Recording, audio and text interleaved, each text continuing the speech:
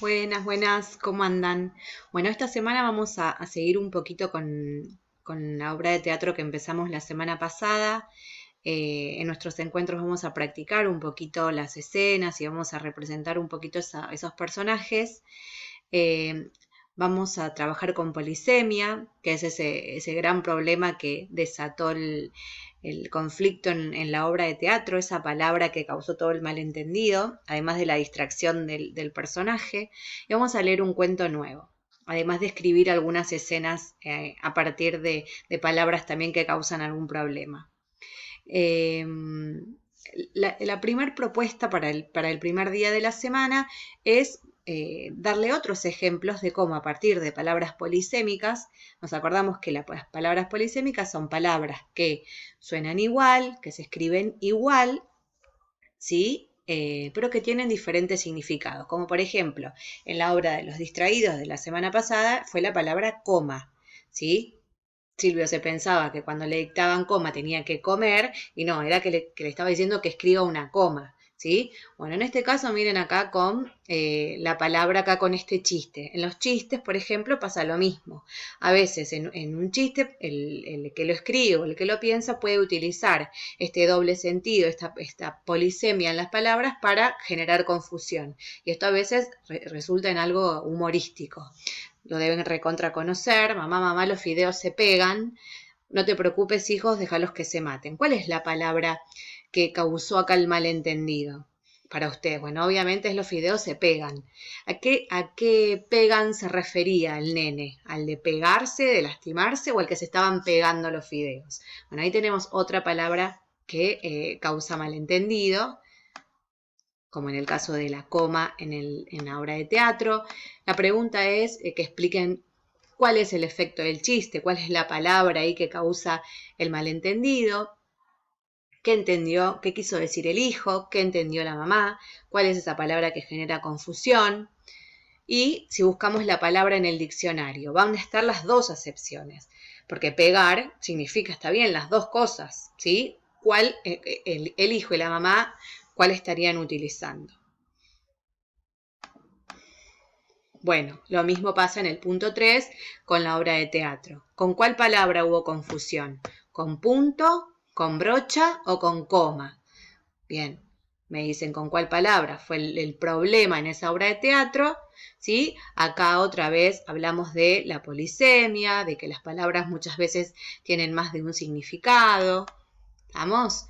Y en el punto 5 dice que inventen una escena, no una obra de teatro, una escena, o sea, una escena es en la que tienen que inventar personajes y que suceda algo, una partecita, nada más que eso, esa puede ser un diálogo, ¿sí? Partiendo de alguno de los tres chistes que yo les voy a mostrar ahora, ¿sí? Que pueden ser el disparador, ustedes después inventan alguna otra cosa que pueda pasar a partir de eso, pero en esa escena tienen que cumplir esta condición. Recuerden, si no se acuerdan, la obra de la semana pasada, la primera escena, cómo empezó, que tenía una acotación inicial, primero tenía un título, una acotación inicial en la que nos describía cómo era el escenario, ni bien se abría el telón, ¿sí? Que había una mesa, una silla, cómo era ese lugar. Bueno, ustedes tienen que decirme en esa acotación inicial cómo va a ser ese escenario, cómo va a estar ambientado, ¿sí? Por eso dice acotación inicial, para describir lo que se va a ver cuando se abre el telón. El nombre de los personajes es otra cosa muy importante, que si yo voy a escribir una obra de teatro, tengo que decirle a las personas que la van a interpretar quiénes van a ser los que van a estar en esa escena, ¿sí? Y antes de cada parlamento, antes de que cada uno de los actores hable, tiene que estar ese nombre. Y las acotaciones. Si alguien tiene que hablar, un personaje tiene que hablar, pongo el nombre del personaje con imprenta mayúscula y si necesito que se siente o que esté parado o que lo diga gritando o que lo diga llorando o que lo diga de alguna manera o que ponga la mano de alguna forma, lo digo entre paréntesis para que el actor sepa lo que tenga que hacer. Eso se llaman acotaciones, ¿sí?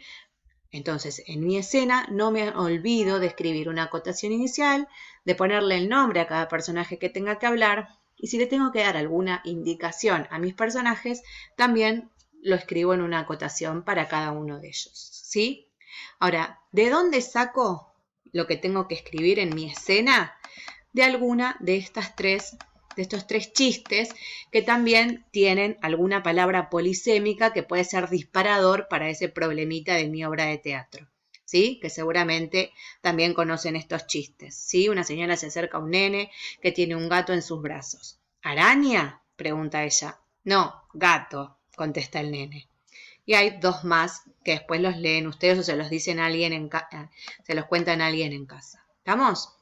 Ese es el día 1. Tiene que ser una escena muy, muy cortita, ¿eh? No es que tienen que escribir toda una obra. Si no se acuerdan cómo es una escena, van a la clase de la semana pasada y van leyendo todas las escenas o alguna de nuestra obra y van a ver lo que es, cómo tiene que ser una sola escena.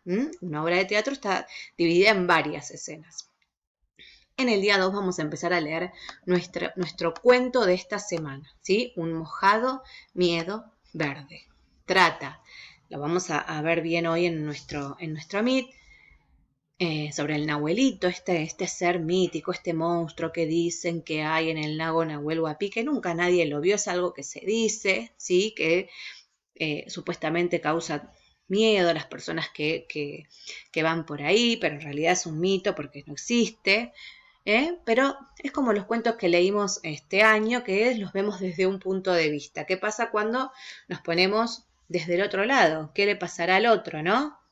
Yo no se los voy a leer esta vez, porque yo les propongo una actividad de ir leyéndolo y haciendo actividad. Leyéndolo, y si yo se los leo todo hoy o ahora, les arruino la actividad. Entonces, la idea es que ustedes lo puedan ir leyendo. ¿Ven? Este pedacito primero. Frenen ahí, no sigan, porque si no, no les va a salir bien. ¿Ven? Leen eso. Después de ir que si miramos desde arriba el escenario del lago, ubiquen algunos personajes que se nombran en el cuento, como los pescadores, las y los enamorados, el monstruo, el nahuelito y el personaje que se dice que tiene miedo. Bueno, ¿dónde lo dibujarían ustedes en este escenario? Vieron que yo antes en la clase pasada les dije que dibujen cómo se imaginan el escenario. Bueno, en los cuentos también nos podemos imaginar en dónde ubicaríamos a los personajes. Bueno, a dónde ustedes ubicarían a estos personajes hasta ahora en el cuento, para ver si al final, cuando lo terminamos de leer, nos estamos imaginando bien, ¿sí? Después, en el día 3, o en un rato, como ustedes lo quieran hacer, siguen leyendo, a ver si las hipótesis estaban bien, pero si yo se los leo ahora, les arruino al final. Terminamos de leer el cuento, ¿sí? La última parte. Vamos a ver si lo que pensábamos está bien o no. Y después vamos a trabajar un poquito con los adjetivos indefinidos, ¿sí? Seguimos hablando de palabras polisémicas, que dijimos que son las que tienen más de un sentido, que son los seguimos repasando esta semana. Y los adjetivos indefinidos, si hacemos un poquito de memoria, nosotros sabemos que los adjetivos son palabras que modifican, que acompañan a los sustantivos. Vamos para atrás. Los sustantivos son las palabras que le dan el nombre, nombran a las cosas, a las personas, a los lugares, a las ideas, a los sentimientos, le dan el nombre a todo lo que nos rodea, a todo lo que sentimos, a todo lo que pensamos, a quienes somos, a quienes nos rodean, ¿sí? Esos son sustantivos. Por eso hay comunes, cuando son cosas en general, y hay propios, que son los que van con mayúscula porque son particulares, como nuestros nombres, ¿sí? Los adjetivos, ¿se acuerdan que yo les decía? Son como las chusmas de barrio que siempre están hablando de los sustantivos. Los adjetivos acompañan, modifican a esos sustantivos. Y hay un montón de clases de adjetivos. En este caso vamos a hacer un repaso de los indefinidos. ¿Por qué se dicen indefinidos?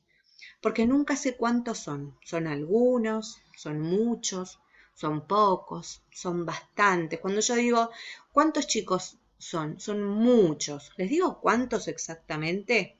¿Sí? No, no les digo. Cuando digo algunos, muchos, bastantes, un montón, son palabras que son indefinidas. No les digo exactamente. A esos que no tienen exactitud, se los llama indefinidos, palabras que son adjetivos indefinidos. Miren acá, por ejemplo, también se utilizan en literatura para generar humor. Miren acá. Dice, llega el mozo a la mesa y el comensal le pide, deme algo para comer. Aquí tiene un tenedor, contesta el mozo. Algo para comer. Esa palabra algo, ¿es un indefinido para ustedes? Le explicó, le especificó qué quería para comer. Cuando el mozo le da un tenedor, lo puede utilizar para hacer un chiste, porque se supone que no le pidió algo para comer que sea un tenedor. Pero como fue un indefinido, ¿sí? Bien. Profe, ¿está bien enojarse con alguien por algo que no hizo? No, por supuesto que no, Martita. Menos mal, porque no hice la tarea. Ahí tenemos otro chiste, ¿sí? Pero la nena estuvo muy bien. Está bien enojarse con alguien por algo que no hizo. Acá también volvió a usar un indefinido. ¿Le especificó qué fue lo que no hizo? No. ¿Estamos?